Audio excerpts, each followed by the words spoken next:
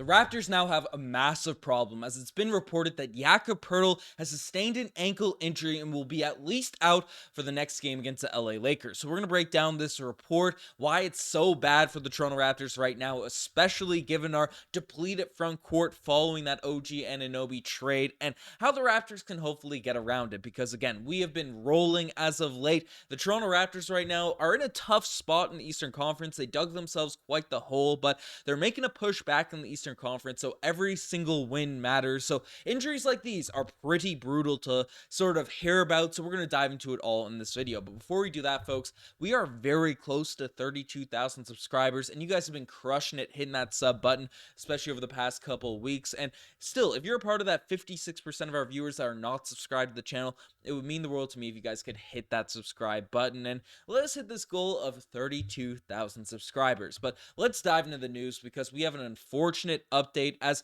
news has come out from Blake Murphy indicating that Jakob Poeltl is out for tomorrow's game, and the ankle he rolled yesterday is sprained. So if you didn't watch the game, Jakob Poeltl had a very scary moment in this one where he basically went down with a really ugly looking ankle sprain. Now, everyone kind of wrote it off, kind of probably forgot about it after he was able to sort of play the rest of the game. Didn't seem like there was a clear limp. So that's one very big positive about, this Jakob Poeltl injury, is that, again, not a doctor, not going to be out here trying to spout medical advice or anything like that, but basically, if he was able to sort of play in the rest of that game, it likely means it's not something insanely bad done to his ankle. So that's one positive. However, him getting ruled out this early, not being sort of questionable leading up to the night, is a little bit worrisome, given the fact he's a big guy. He's moving out there on the court. He's been playing with a lot of energy as of late, but hopefully Jakob Poeltl is not out for an extended period of time, because frankly, he might be one of the worst players the Toronto Raptors could have out in the lineups. Obviously, he's not the most talented. He's not close to as talented as,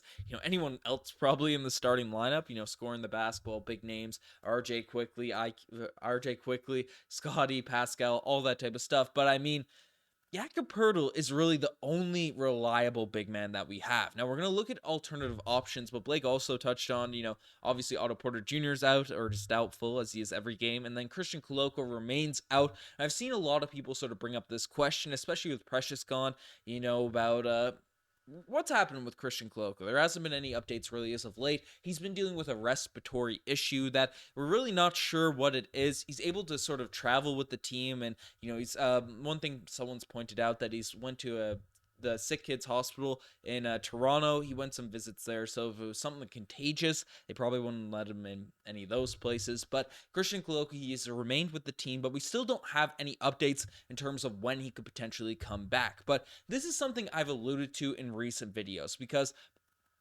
the Toronto Raptors have looked amazing.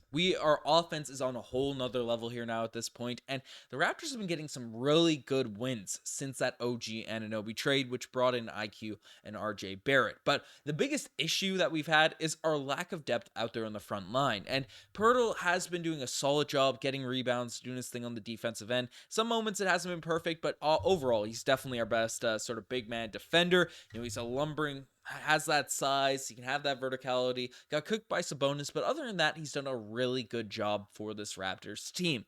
But outside of him, we do not have much center depth, especially with Koloko not in the lineup this entire season. I mean, Chris Boucher has done a phenomenal job at stepping up, taking his game to the next level with opportunities again to actually go out there on the basketball court. But again, he's best utilized as a 4. His defensive rim protection is best sort of out there to be not the guy guarding the DeMontis Sabonises of the world, or, these crazy post-up players, but the guy that can sort of jump on the weak side, use his long arms and athleticism to block shots with players coming over, come in, be a dog out there to get rebounds and things like that. So Chris Boucher being sort of your next in line center might not be the perfect sort of use of his skill set. Again, he's done it. He won a DPOY in the G League playing more so the center position, so it's not something he's unable to do or is not accustomed to, but again, his skill set is best utilized at the 4. So we have we only know that Jakob Poeltl's out for this game against the LA Lakers, but obviously they have guys like Anthony Davis on the lineup that can really cook inside if you don't have a big lumbering guy to sort of get in his way. So it's going to be a lot of defense by committee. And following this OG Anunoby trade, and I want to dive into this a little bit deeper because it's a problem the Raptors have had in terms of securing defensive rebounds, offensive rebounds. They're not getting many of those, even with Poeltl in the lineup. But with OG out, we definitely went a little bit smaller because OG's gone, as well as Precious Achiuwa. And as much as people, turned on Precious Achiuwa on his last month with the Toronto Raptors, I mean, he's still a big body that can play defense and get rebounds. So OG Anunoby's also the player that when Jakob Poeltl was out of the game, he'd be really our de facto guy to guard the centers on the opposing roster. So, in that deal, you're giving up two, outside of Jakob Poeltl, probably the players that played the most defense on the other team's centers and got those boards. OG was an astounding rebounder, even though he was a great sort of on-ball defender and post defender.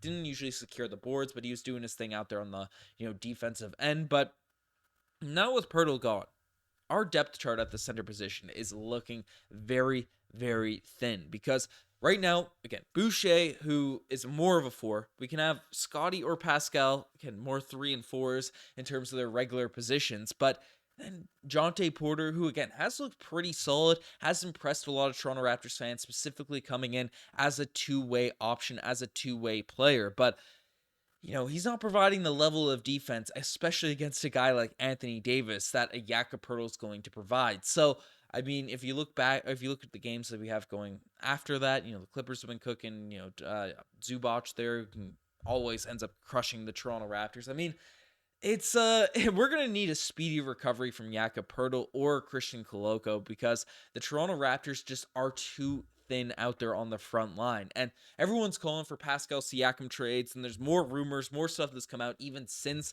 that last video we dropped on the Sacramento Kings. But I mean, frankly, the Toronto Raptors, their next move, their next deal, their most important sort of transaction should be from Masai Ujiri to load up our backup center position, load up sort of our rebounding defensive bigs, just to be there for moments like this. And again, Christian Koloko was supposed to be that guy. He's been dealing with this respiratory issue, so we're still wishing the best for him to recover quickly. But again, Masai, I guess, did address it a little bit, bringing in Jontay Porter. I made a whole video on how Masai had some great foresight in order to make that sort of transaction, make that move. Again, it probably wouldn't have happened if Ron Harper Jr. didn't go down with injury, or definitely wouldn't have happened. I don't imagine we would have cut anyone. That would have been a very bold decision there. But, I mean, a lot's going to be out there on Jontay Porter. If you look at Jakob Poeltl, I mean, he's a guy that, I have his stats pulled up here now at this point, but Jakob Poeltl is a guy that can rebound, he can protect the rim, he can do all these types of things. And Jontay, we know he can shoot, we know he has good feel for the game. He has shown some promise out there on the defensive end, but there's going to be a lot of opportunities for him to flex his defensive muscles now going against AD. Now, there was an update regarding the Lakers side of things as well, as LeBron James is questionable. Anthony Davis has an ankle injury, but he is probable for this game, so it's likely he'll play.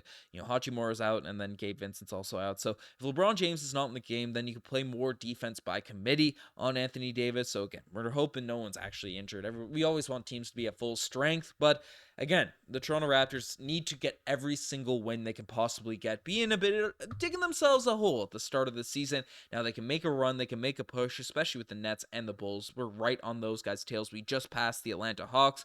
The Heat are going to be a tougher team to sort of catch up to, but it's definitely not impossible. There's a lot of season left to go. So, 5.5 games behind the Miami Heat, the Pacers, these types of squads.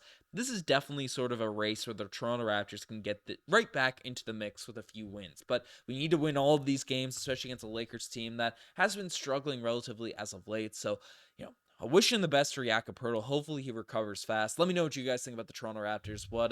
How they're going to deal without their starting center in the comment section down below. You guys are the best. I'm signing out.